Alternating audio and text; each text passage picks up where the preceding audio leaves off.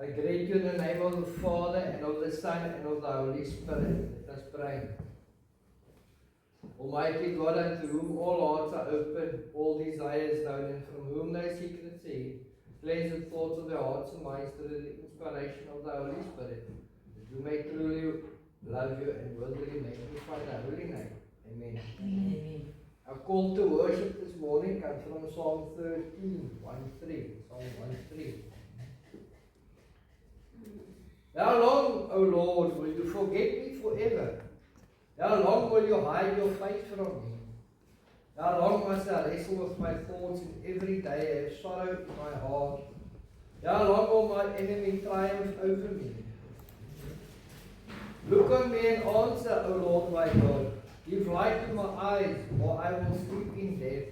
My enemy will say, I have overcome him, and my foes will rejoice when I fall. But I trust in your unfailing love. My heart rejoices in your salvation. I will sing to the Lord, for he has been good to me. Hallo julle. Dankie dat julle gekom het. One other note is tea and coffee of the church and psalmist. And when we were making the psalmist this morning, Janine was asking, yeah, it looks a lot. Other people I said, man, it's just packaging. It's just, You know, journey for lunch and supper. no, waar is JP?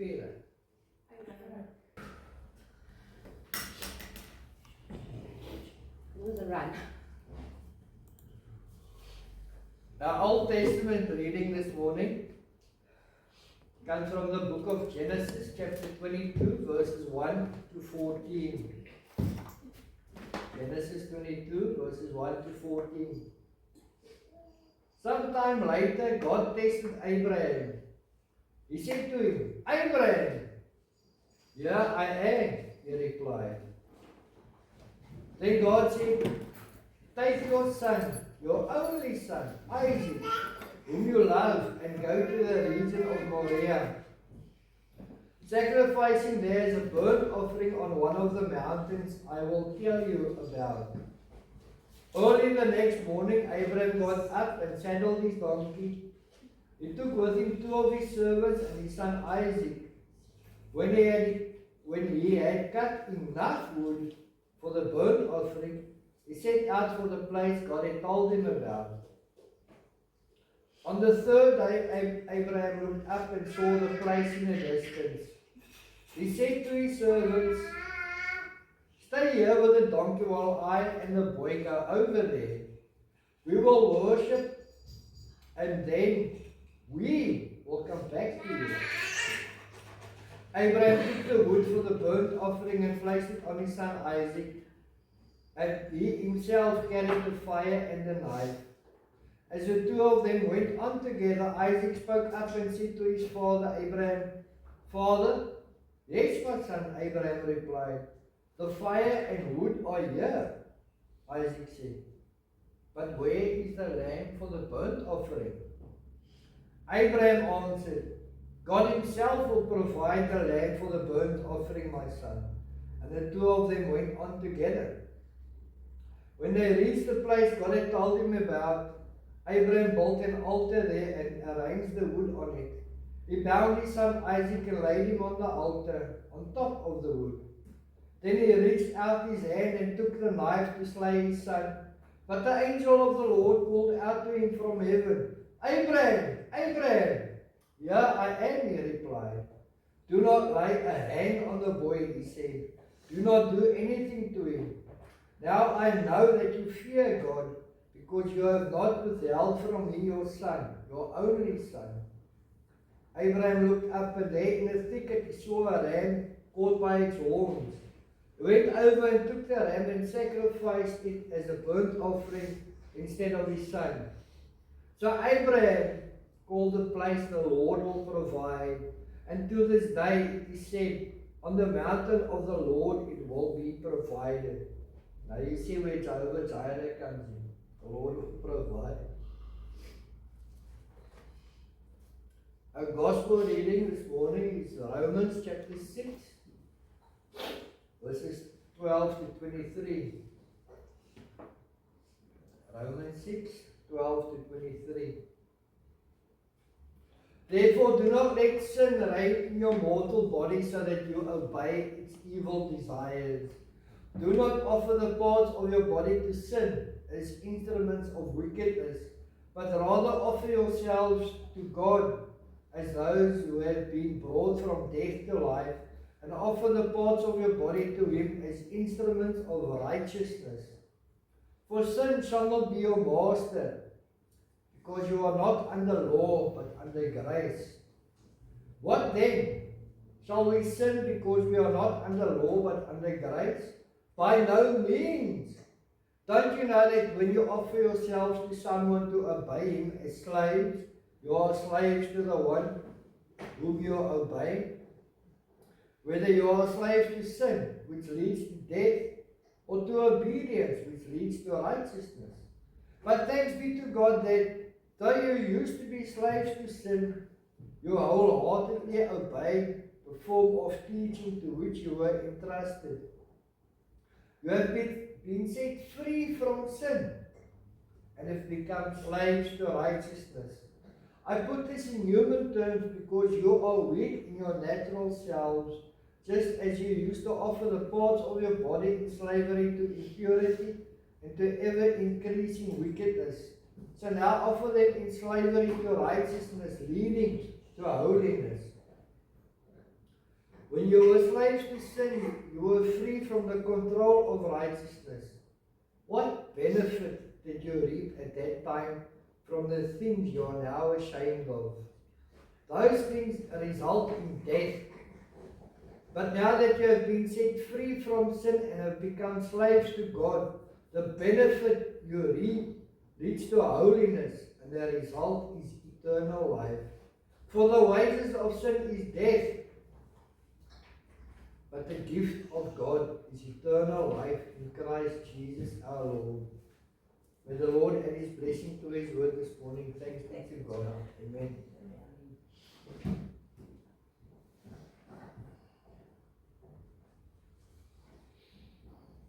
So the theme for this morning, the test of being a slave to righteousness.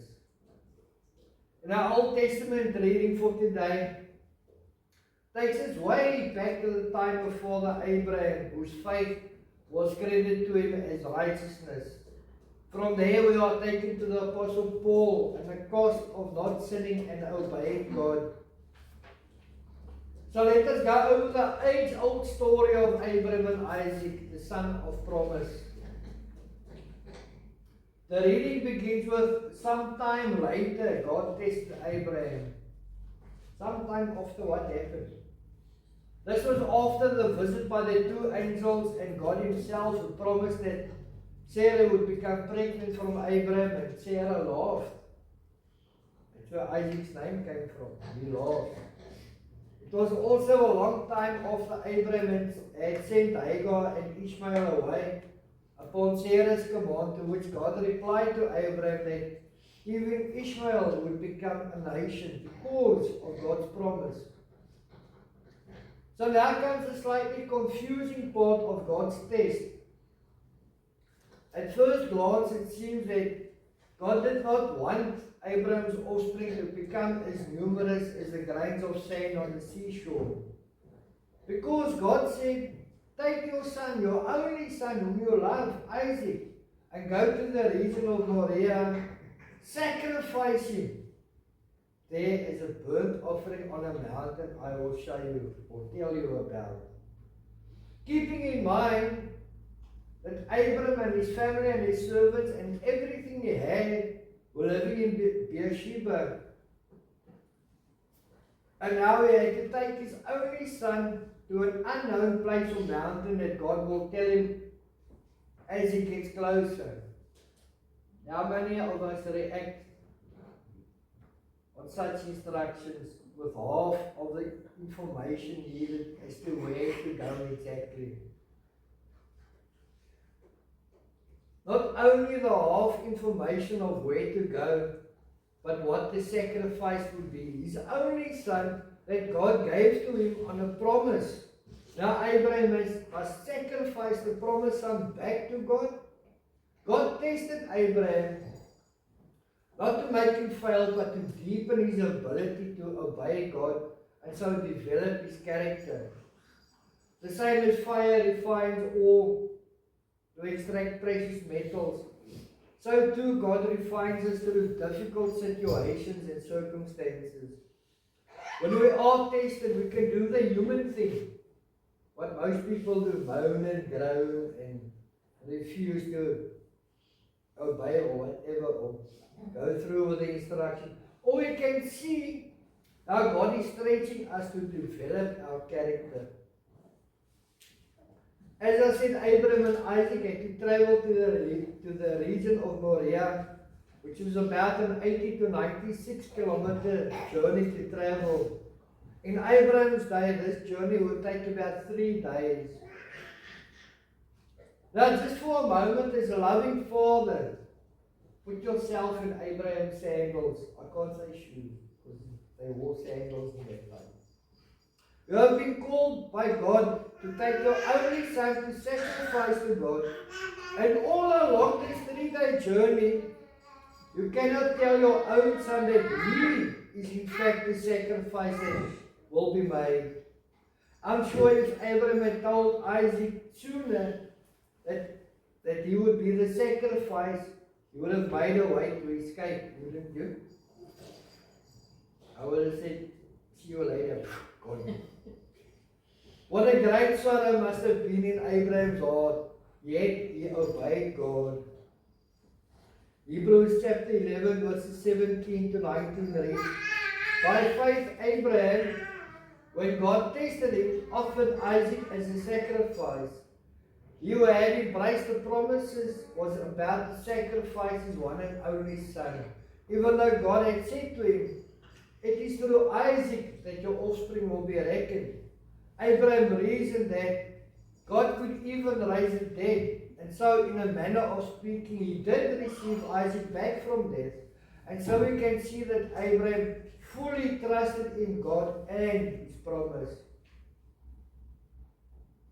Early the next morning, Abraham got up, saddled his donkey, took his son Isaac and 2 of his servants with him to go to this mountain that God will tell him about. When he had cut enough wood for the burnt offering, he set out on the journey. Not knowing exactly the place of the offering, they must also have taken many provisions with them, enough for 4 people and a donkey. That morning, Abraham began one of the greatest acts of obedience in the recorded history. He traveled the distance to Mount Moriah near the site of Jerusalem. Bearing in mind, Jerusalem did not exist as we know it yet at the time of Abraham. Over the years, he had learned many tough lessons about the importance of obeying God.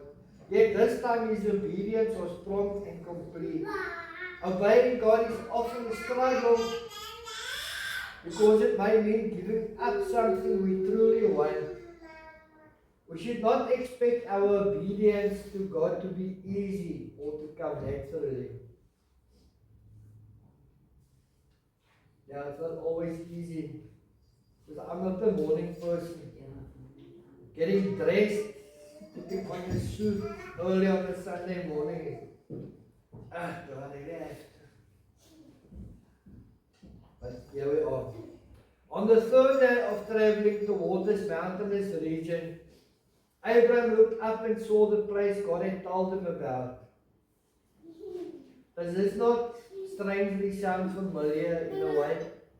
A sacrifice on a mountain outside Jerusalem. And on the 3rd day he looked up. Jesus was crucified on a mountain. The same mountain range as Mount Moriah. People looked up at Jesus on the cross. And on the 3rd day he rose from the grave. Abraham must have had some confidence in his own words as he tells his servants to stay where they were And he and Isaac will go up and worship on the mountain. And then they will come back again. You see how Abraham uses the plural. We will come back. Not I will come back. There was some expectation in his words.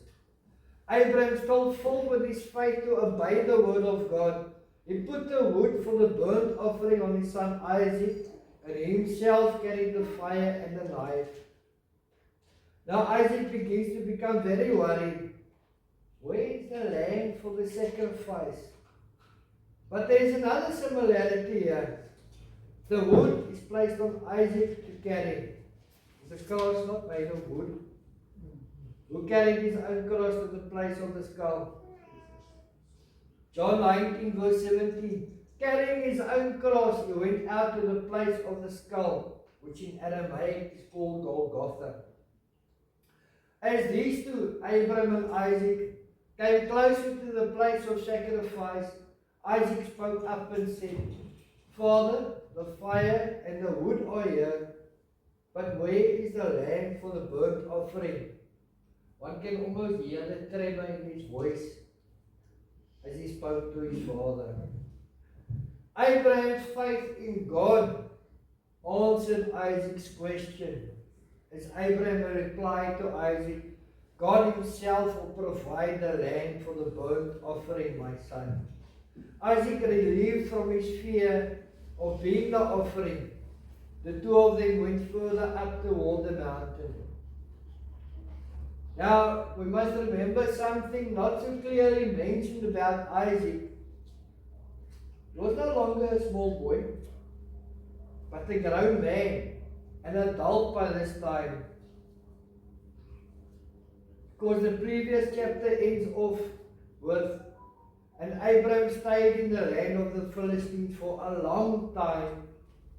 And chapter 23, verse 1 begins again with Sarah dying at the age of 127.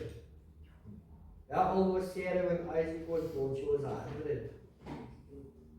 So that puts Isaac past teenage stage. Already big, grown. Now there is a nagging question that comes to mind. Why did God ask Abraham to perform a human sacrifice? Pagan nations practiced human sacrifice to their god Moloch. But God condemned this as a terrible sin in Leviticus chapter 20 verses 1 to 5. God did not want Isaac to die, but he wanted Abraham to sacrifice Isaac in his heart so that it would be clear Abraham loved God more than he loved his promised and long-awaited son. Does that not remind you of John 3:16? God was testing Abraham, not only his faith in God, but also a test of his love of God and of course his obedience to God's commands. The purpose of testing is to strengthen our character and deepen our commitment to God and his perfect timing. Through this difficult experience, Abraham strengthened his commitment to obey God and also learned about God's ability to provide.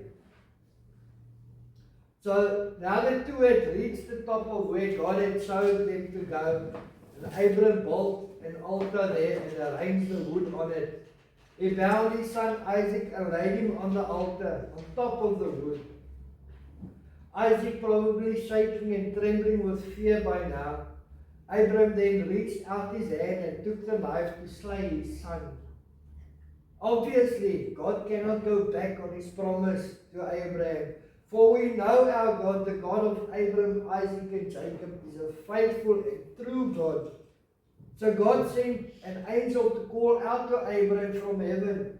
And the angel called, Abraham! Abraham! Fortunately, Abraham listened to the angel of God and replied, Here I am.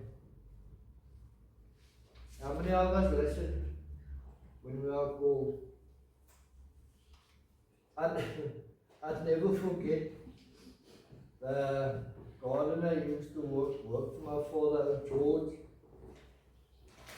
My father used to tell him, George, When it's lunchtime, I'll make your lunch, and then I'll call you, and then you'll come. And then my father would make his lunch, and he'd call George, and George would call, "Yeah, boss," and that would carry on for about half an hour. He replies, but he doesn't come. This will always be the ultimate test of what one is willing to give up to serve God and to be obedient to God. It is difficult to let go of what we deeply love. What could be more proper to love your only child? Yet when we do give to God what He asks, He returns to us far more than we could ever dream. The spiritual blessings far outweigh our sacrifices. If you withheld your love, your children, or your time from God, trust Him to provide, and He will provide. Abraham's obedience to God did not go unnoticed, for the angel of God said, "Now I know that you fear God, because you have not withheld from me your son, your only son." Abraham looked up, and there in a thicket he saw a ram caught by its horns. He went over and took the ram and sacrificed it as a burnt offering instead of his son, a substitute for Isaac, so that God's promise may be fulfilled. And because of that ram caught in the thicket, we also have a substitute sacrifice.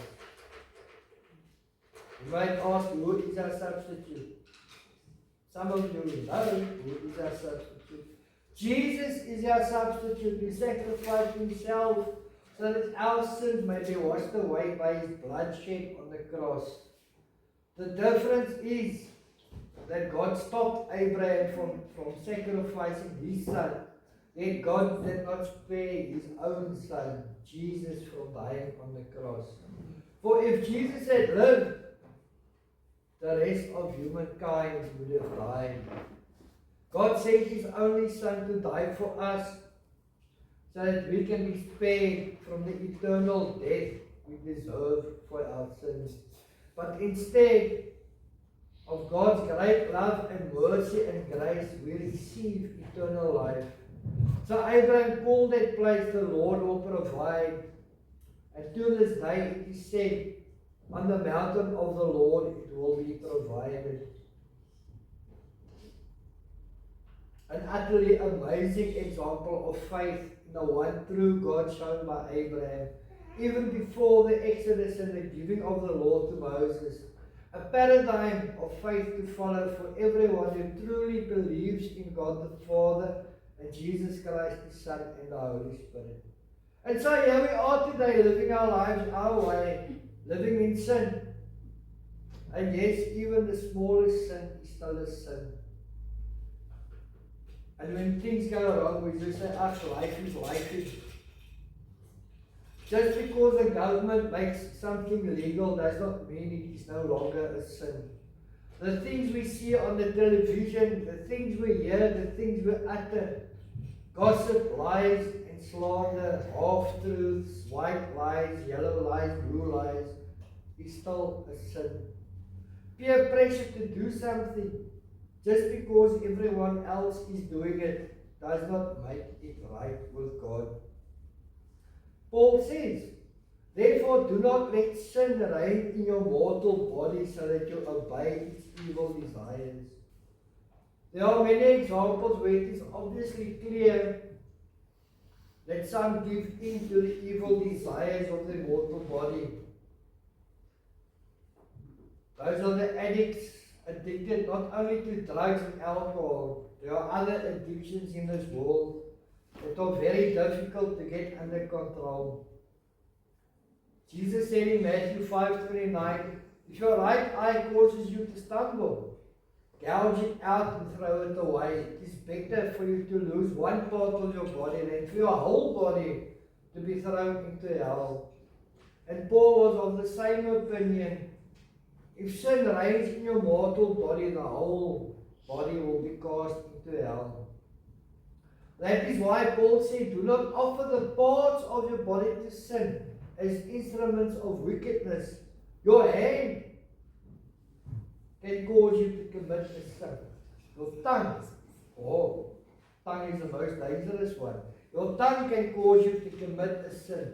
Your eyes, even your feet running after sin, keeping you away from the path of righteousness.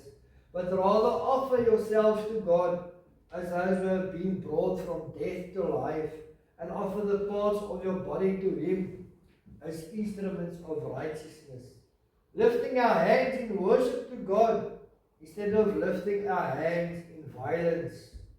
Raising our voices as we sing God's praise instead of raising our voices in anger or telling lies and gossiping. Keeping our eyes on the cross of Christ and salvation as our goal.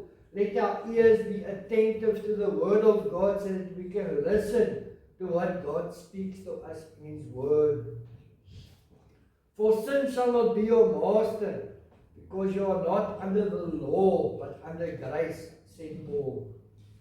And it is here in this chapter that many sinners twist the words to suit their argument for their sins that they so freely commit. In verse 10, Paul wrote that Jesus died once for all. And because we are not under the law but under grace, this does in no way mean that we can continue to live in sin because of this. By no means, said Paul. There was one guy who said to me, he also, I believe he received the wrong teaching. Because he said to me, he learned in his church, wherever he attended church, your sins are forgiven, past, present, and future sins are forgiven. So he's going to do himself away with, and he'll be forgiven. I said, no such thing. Past and present sins are forgiven, yes, but not future sins automatically forgiven. You cannot wittingly sin, knowingly sin, and be expected to be saved without asking for forgiveness. If we are no longer under the law but under grace, are we now free to disregard the 10 Commandments? Paul said, by no means. When we were under the law, sin was our master. The law does not justify us or help us overcome sin. But now that we are bound to Christ, He is our master, and He gives us power to do good rather than evil.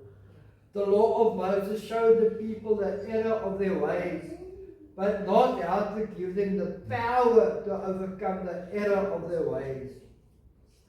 Paul said in Romans 7 verse 7, what shall we say then? Is the law sin? Certainly not. Indeed, I would not have known what sin was except through the law, for I would not have known what coveting really was if the law had not said, do not covet.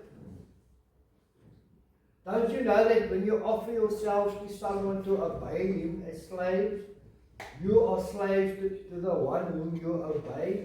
Whether you are slaves to sin, which leads to death, or to obedience, which leads to righteousness. Very simply put, Paul gives us two options.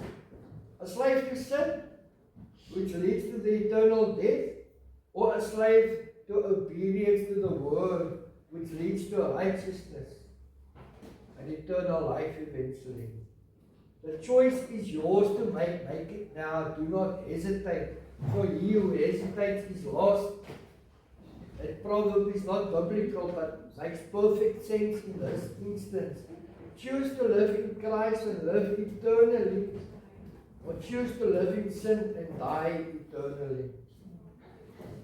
In Paul's day, certain skilled crafts, an apprentice works under a master who trains, shapes, and molds his apprentice in the finer areas of the craft.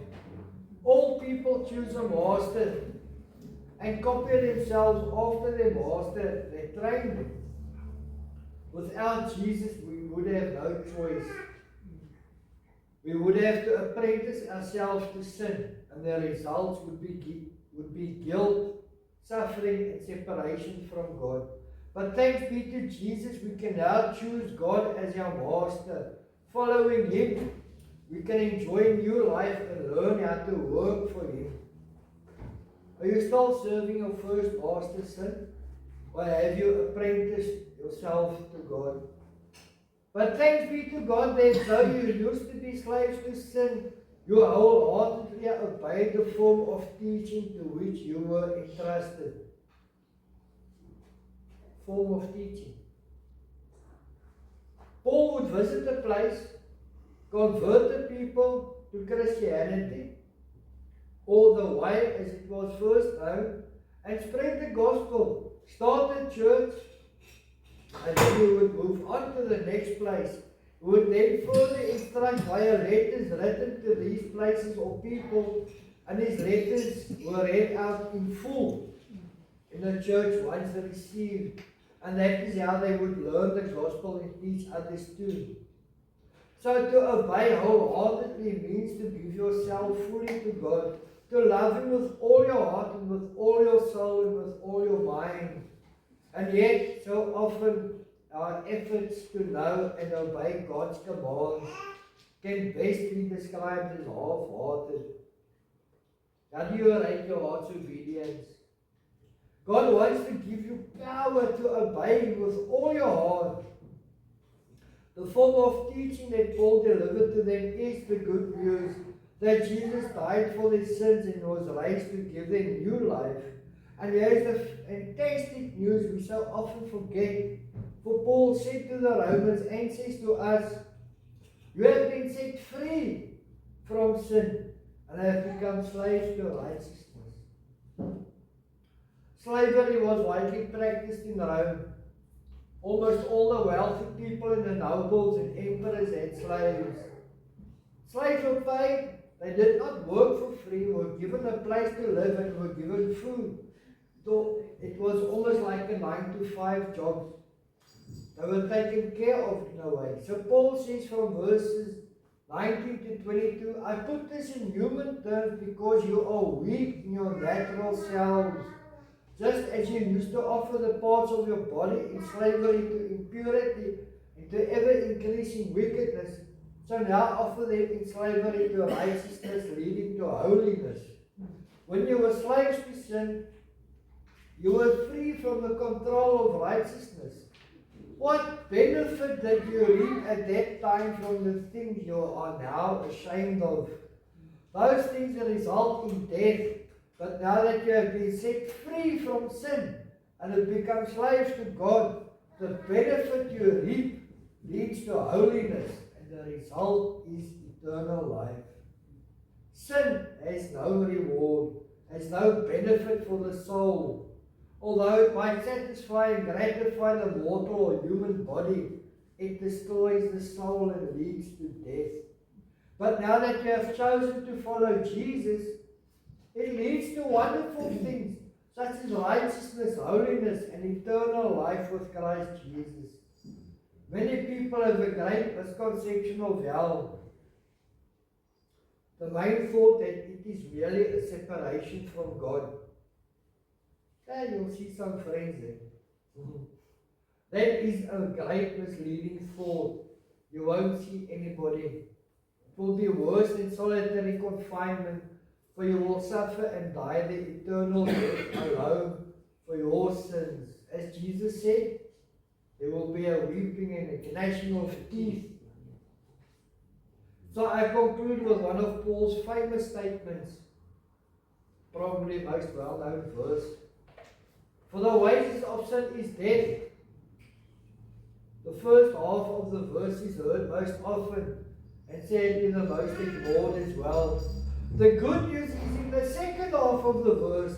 But the gift of God is eternal life in Christ Jesus our Lord. You are free to choose between two masters, but you are not free to manipulate the consequences of your choice. Just look at the parable in Luke 16:19 to 31 of the rich man and the beggar Lazarus, for one example of trying to manipulate your way out of your choice. Choose your master wisely, for each of the two masters pays with his own kind of currency. Currency of sin is death. That is all you can expect or hope for in a life lived without God. Jesus' currency is eternal life, a new life that begins on earth and continues forever with God. What will you choose? So in conclusion, Abraham was already well advanced in years by the time he obeyed God's command to sacrifice his one and only son, and he obeyed. Abraham tested by God and passed the test with flying colors. Time is also a test, as we heard from David in Psalm 13 for this morning. Just as Abraham and Isaac were overjoyed to have received an answer from God, so too did David trust in God to answer his prayers. David's last two verses of his psalm conclude with, "But I trust in your unfailing love. My heart rejoices in your salvation. I will sing to the Lord, for he has been good to me." Look how good God has been to us. We can sit here and receive the word of God. Trusting God's test in you, it will lead to great things. Salvation, righteousness, holiness, and eternal life. Choose your master wisely. For when, not if, but when you choose God as your master and become a slave to righteousness, you are also no longer a slave to fear or sin. As Paul wrote in Romans 8:15, "For you did not receive a spirit that makes you a slave again to fear, but you received the spirit of sonship, and by him we cry, Abba, Father." The greatest and best news, not only the good news, but the greatest and best news is this: but the gift of God is eternal life in Christ Jesus our Lord. Eternal life is a gift from God. So if it is a gift, then it is not something we can earn, nor something that must be paid back. Consider the foolishness of someone who receives a gift out of love and then offers to pay for it. A gift cannot be bought by the recipient. Nie aan my van my. From me to me. Doesn't work. The appropriate response to a loved one who offers a gift is grateful acceptance with gratitude. Our salvation is a gift from God, not something of our own doing. As Paul explained in Ephesians chapter 2 verses 8 to 9, "For it is by grace you have been saved through faith, and this not from yourselves. It is a gift of God, not by works, so that no one can boast." God saved us because of His great mercy, not because of any righteous things we have done. Titus chapter 3 verses 4 to 6 reads, "But when the kindness and love of God our Savior appeared, He saved us, not because of the righteous things we had done, but because of His mercy. He saved us through the washing of rebirth and the renewal of the Holy Spirit, whom He poured out on us generously through Jesus Christ our Savior." Now how much more we should accept with thanksgiving the gift that God has freely given to us. Amen. Amen. Our last song is, "I have decided to follow Jesus. I have decided to follow Jesus." Ek gaan nie ophou tot wanneer hy begin nie.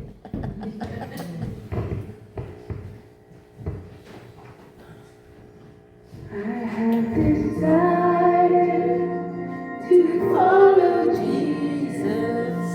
I have decided to follow Jesus. I have decided